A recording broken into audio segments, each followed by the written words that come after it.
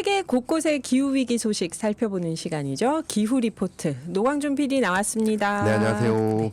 오늘은 어떤 소식인가요? 제주도로 가보겠습니다. 네. 어젯밤에 그 오영훈 제주지사하고 또 김인숙 진행자하고 인터뷰하는 네. 걸 쫙 듣다 보니까 그 타임머신을 타고 미래로 간 듯한 느낌이었어요. 저는. 네, 저도 정말. 저희가 꿈꾸던 기후 대응의 현실이 미래에서나 오리라고 했던 일들이 제주에서 지금 현실로 팍팍 이루어지고 네. 있구나.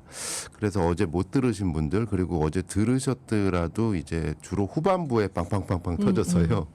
그 다시 한번 이렇게 재구성해서 하이라이트 편집식으로 해서 아하. 말말말 형식으로 내보내도록 하겠습니다. 저희는 깜짝 놀란 게 제가 가장 인상 깊었던 거는 예. 제가 제주에서 도지사직을 유지하려면 재생에너지를 늘리고 그린 수소를 확대해야 됩니다. 맞아요. 그거 안 하면 유권자들 난리 납니다. 그러게요. 이야, 정말 제주도가 앞서가는 기후 유권자네요. 지금. 이런 일이 어떻게 가능한지 하나하나 한번 들어보도록 하겠습니다. 네. 자, 첫 번째. 제주에서는 바람도 공유자산이다. 바람을 팔아서 주민복지에 쓴다. 근데 사실 제주도는 물도 팔잖아요. 삼다수. 그러니까 마치 예전에 그 물 팔으면은 대동강물 파는 그러니까요. 김선달이냐 이랬는데 네. 실제 물을 파는 시대가 온 것처럼 네. 제주의 그 강한 바람이 돈을 받고 거래되면서 이게 주민복지로 연결된다. 이런 신기한 일이 실제로 벌어지고 있습니다. 네. 어제 오형훈 제주도지사의 인터뷰 내용 잠시 들어보시죠. 풍력발전 3차 년도 계획을 통해서 풍력 공유화 기금을 만들고 있습니다. 즉 풍력 공유화 기금이요. 그러니까 바람을 돈을 받고 판다고 생각하면 되는 거죠. 예를 들어서 네. 예전에 물을 돈 받고 팔았듯이 봉이 이제는 김선달이. 네. 바람을 돈 받고 판다라는 개념이 풍력 공유화 기금인데요. 네. 풍력 발전 사업자가 일정한 이득을 취해 나가면서 그 이익금 중에 일부를 풍력 공유화 기금으로 납부하도록 하는 제도입니다. 제도만이 갖고 있는 제도인데요. 네, 제주도에 워낙에 이제 풍력 발전 용량이 앞으로 많이 설치될 전망이기 때문에 네. 여기서 사업자들이 이제 대규모 투자를 했으니까 이제 이익을 가져가겠죠. 그 한 번 설치하면 몇십 년간 계속해서. 네.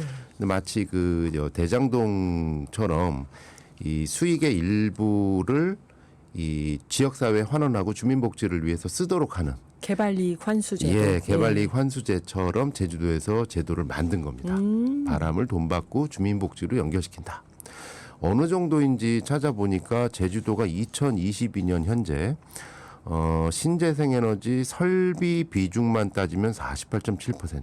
그랬죠. 실제 전력에서 발전 비중이 19.2%. 그러니까 전체 전력의 20% 정도를 신재생으로 하는데 네. 풍력의 비중이 앞으로 상당히 높아지면서 이게 주민복지로 연결된다. 신기한 이런 이슈였습니다. 네. 두 번째 소식. 최근에는 아모레 퍼시픽이 제주에 찾아왔다. 왜? 아리백 전기 공급 계약 맺자고. 그러니까 이 얘기도 PD님이 예전에 이렇게 될 거다 했는데 실제 제주도에서 지금 이루어지고 있었습니다. 벌써 이런 거죠. 그러니까 우리나라 굴지의 화장품 기업들이 정말 해외에서 정말 많은 사랑을 받고 있잖아요. 아모레 퍼시픽뿐만 아니라 뭐 중국에서도 그렇고 유럽에서도 그런데 문제는 이 굴지의 화장품 기업이 제주를 찾는 이유는 아리백 때문입니다. 유럽에 화장품 수출하려면 100% 재생에너지로 공장을 운영해야 되는데 네. 그 재생에너지를 안정적으로 공급받을 곳을 찾다 제주로 왔다는 겁니다. 네. 오영훈 지사 말 들어보시죠. 아모레 퍼시픽이라는 화장품 네. 회사가 있지 네. 않습니까? 우리 북촌 마을 풍력 회사하고 계약을 맺었습니다. 알리백 선언 계약을 맺었습니다. 아, 네. 그러니까 아모레 퍼시픽 입장에서는 유럽으로 화장품을 수출해야 되는데 네. 알리백 인증을 받아야 수출을 할 수 있는 그렇죠. 거거든요. 재생에너지. 그럼 재생에너지 구매 계약을 체결한 겁니다. 네. 우리는 변동성이 없이 일정한 가격을 책정을 받고 이게 대단히 중요한 포인트라고 저는 생각을 하는데요. 지금 지역으로 가보면 수도권을 빠져나와서 조금만 밑으로 가보면 다 지금 고민하시는 게 인구 소멸이잖아요. 지역 네. 소멸, 인구 소멸. 도대체 어떤 방법으로 우리 지역에 젊은 사람이 와서 살 거냐, 일자리가 늘 거냐 하는데 이 제주도에서 벌써 이런 일이 벌어지고 있고요. 기업이 재생에너지 찾아서 낯선 지역으로 간다. 네. 유럽의 일부 국가에서는 어떤 일이 벌어지냐면은 재생 전기를 생산하는 곳에서 가까울수록 전기요금이 싸고 멀어질수록 전기요금이 비싸지는 차등제를 도입하는 곳이 있대요. 이렇게 되면 공장을 돌릴 때 수도권에 돌리면 오히려 전기요금 폭탄을 맞는데 비싸지고. 재생전기가 빵빵빵빵 터지는 농촌이나 산촌이나 이런 제주도 같은 곳으로 가면 전기요금 할인 혜택을 받을 수 있는 곳이다. 네. 이렇게 되면은 경영자들은 고민하게 되는 거죠. 그래서 기후 대응이라는 거 단순히 기후로만 볼 게 아니라 이게 지역 균형 발전 관점에서도 상당히 재미있는 일이 일어날 것 같다라는 거로 한번 검토해 볼 필요가 있다라는 힌트를 얻었습니다. 그러게요. 재생에너지가 지역 균형 발전의 어떤 해결책이 될 수도 있다. 네. 세 번째는요. 머지않아 아리백 한라봉, 아리백 달걀 나올 듯. 네. 이 얘기도 정말 재밌었습니다. 네, 태양광 풍력이 전력의 20%를 지금 넘어서다 보니 곳곳에서 자발적으로 그러면은 제주 특산물을 100% 재생에너지로 생산하겠다 이런 아리백 농산물 시도가 이어진다는 얘기였는데 네. 이 특히 애월 아빠들이라는 영농조합 법인이 지금 시범 사업을 하고 있다 그래요. 양계장 운영 자체를 100% 재생에너지로 해서 여기서 나오는 달걀을 아리백 달걀로 만들어서 팔겠다.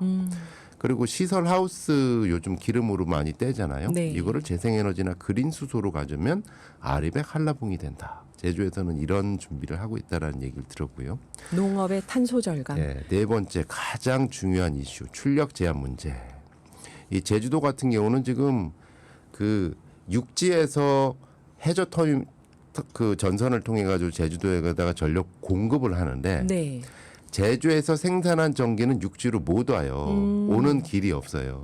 그러니까 제주에서 재생에너지를 암만 많이 생산해봐야 이 수요를 넘치게 되면은 셧다운을 출력 제한이 되는. 과부하를 피하기 위해서 출력 제한을 한다. 네. 그러면 풍력 막 열심히 돌던 터빈이 갑자기 멈추거나 태양광 갑자기 멈추거나 이게 요즘 연간 100회가 넘어서면서 문제가 되고 있는데 네. 이러다 보니 벌어지는 신기한 일들이 있었습니다. 오용훈 도지사의 말 직접 들어보시죠. 네. 그 알리백을 선언하는 많은 기업들이 외국에 나가서 재생에너지를 사오는 게 아니라 제주에서 제주도에서. 생산되는 전기를 가지고 사갈 수 있도록 해야 된다. 네. 이러다 보니까 마을 주민들이 에너지에 대한 이해도가 매우 높아지는 거예요.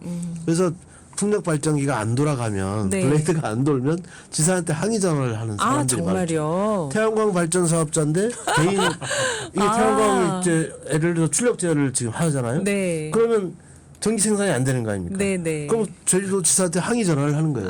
오 지사 지금 도대체 뭐 하는 거예요? 출력제 문제 이렇게 방치할 겁니까? 이렇게 항의하는 거예요. 그럼 저희 입장에서는 도지사직을 유지하기 위해서는 그린수소 생산이라는 이 대체 수단을 빨리 확보를 해야 되는 거예요. 이게 그린수소 생산뿐만 아니라 제가 도지사직을 유지하기 위해서도 재생에너지 발전 비율을 높여야 되고 그린수소 생산을 확대해야 되는 거예요. 선출직 공무원이 자리를 유지하기 위해서도 재생에너지 발전 비중을 높여야 된다. 야, 정말 우리나라의 10년 후 미래를 제주도가 미리 겪는 것 같네요. 예, 진짜. 지금은 어떻게 보면은 표하고 상관없는 보너스, 네. 뭐 선행, 그렇죠. 뭐 이건데 제주도에서는 이미 지역 경제가 됐고 미래 발전 동력이 됐다는 얘기인데 그래서 출력 제한의 대안으로 많은 분들 많이 질문을 던지셨잖아요. 네.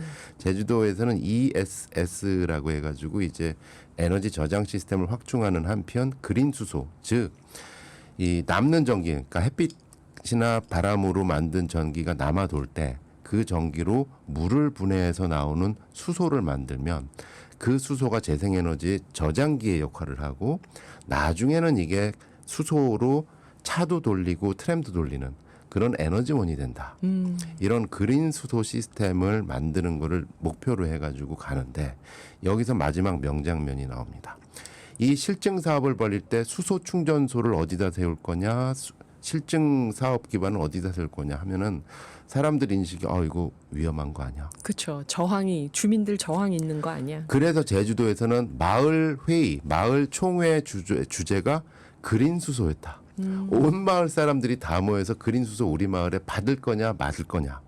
이런 과정 자체가 에너지 전환에 대한 이해를 높여서 외국인들이 깜짝 놀랐다는 말입니다. 마지막으로 오영훈 제주지사의 말입니다. 특히 외국에서 관심이 더 많습니다. 즉, 이 도민들의 수용성, 그러니까 그러니까요. 그런 수소 충전소를 세우고 그다음에 수소 실증 단지를 결정하고 하는데 예. 마을 총회를 통해서 결정을 하거든요. 아. 이게 마을 주민들이 전체 직접 투표를 통해서 결정을 하는 거예요. 아. 그러면 이 과정 자체가 그린 수소에 대해서 에너지 대전환에 대해서 주민들이 이해하고 학습하는 계기가 되는 거죠. 네. 그렇기 때문에 찬성이 이제 결론이 났잖아요. 네. 그럼 도민 수용성이 완전히 높아지는 거죠. 외국의 전문가들이 가장 놀라워하는 지점이 바로 그 지점입니다.